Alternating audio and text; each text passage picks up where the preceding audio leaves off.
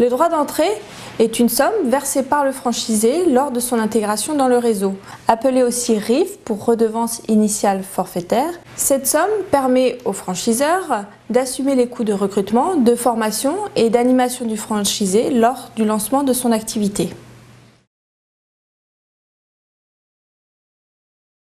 Pour calculer le niveau de droit d'entrée, le franchiseur va devoir évaluer plusieurs aspects.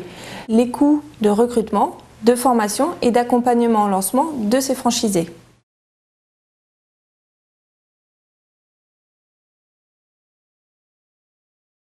Le coût d'acquisition d'un franchisé va être évalué par le franchiseur en fonction des choix de recrutement. Le recrutement va-t-il se faire en interne ou sera-t-il fait par un prestataire extérieur? Quel sera le plan média de recrutement? Quelles seront les différentes étapes chronologiques et les documents remis au franchisé?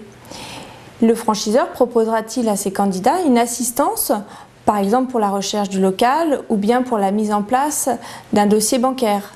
Autant de temps passé qu'il faut valoriser.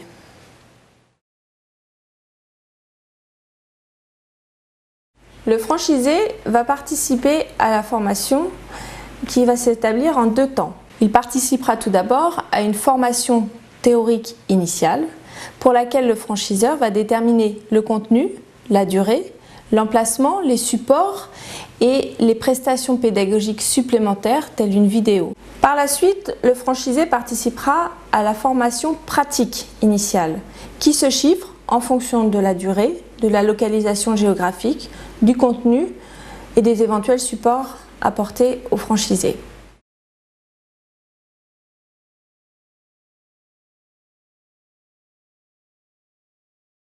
Une fois formé, le franchiseur va ouvrir et démarrer son activité. Pour cela, le franchiseur peut déterminer un plan d'accompagnement au lancement. Ce plan d'accompagnement détermine le temps passé par l'équipe du franchiseur sur le point de vente du franchisé, c'est-à-dire le temps que va passer l'animateur, les supports techniques ou bien le directeur du réseau lors de l'inauguration du point de vente. Et ce va engendrer des coûts qui seront à ce moment-là pris en compte dans le business plan du franchiseur. Ce sont les coûts d'accompagnement au lancement du franchisé.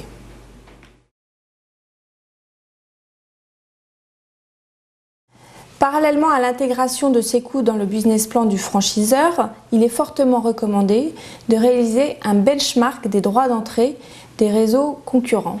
En effet, le droit d'entrée est déterminant dans le choix du franchisé et un droit d'entrée hors marché peut paraître suspect ou bien être mal interprété même s'il est justifié.